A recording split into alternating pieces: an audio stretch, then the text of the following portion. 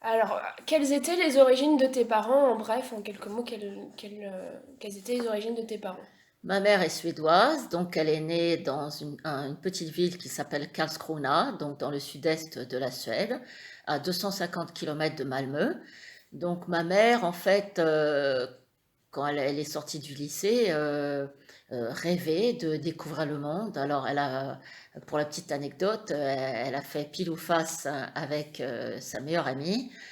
Face, c'était New York. Pile, c'était Paris, et donc ma mère est partie à Paris.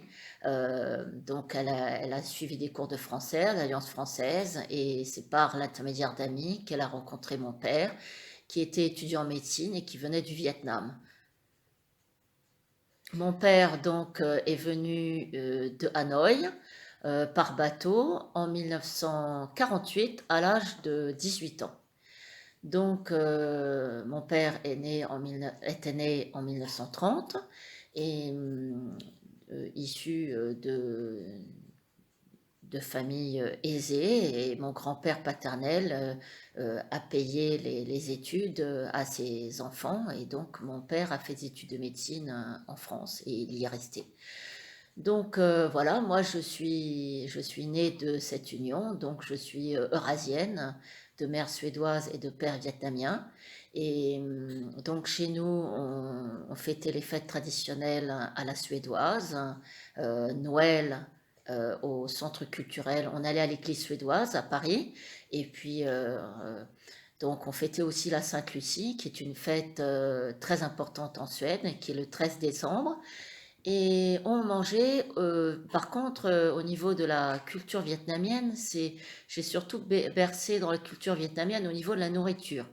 On mangeait vietnamien tous les soirs, et ensuite, quand on allait à Paris, on allait au restaurant vietnamien dans le 13e. Voilà pour ma culture euh, vietnamienne et suédoise. Ensuite, donc, voilà, moi, Et donc, toi, où est-ce que tu te situes dans tes origines? Est-ce que tu te sens plus suédoise, plus vietnamienne, plus française? Explique-moi un petit peu où est-ce que tu te situes dans tout ça. Alors, puisque je suis née en France, la langue française a été donc ma langue d'éducation. Donc, je me sens vraiment française, et mes racines sont je suis donc mes racines sont euh, viennent du petit village où je suis née, qui est en Eure-et-Loire, donc dans le Perche.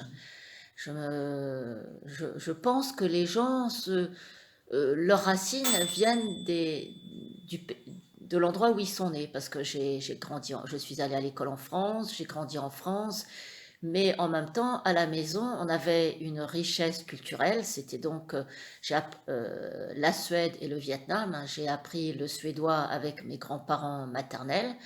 Donc ma mère me racontait des histoires en suédois, et elle me chantait des chansons en suédois. Donc le suédois, je le parlais à la maison.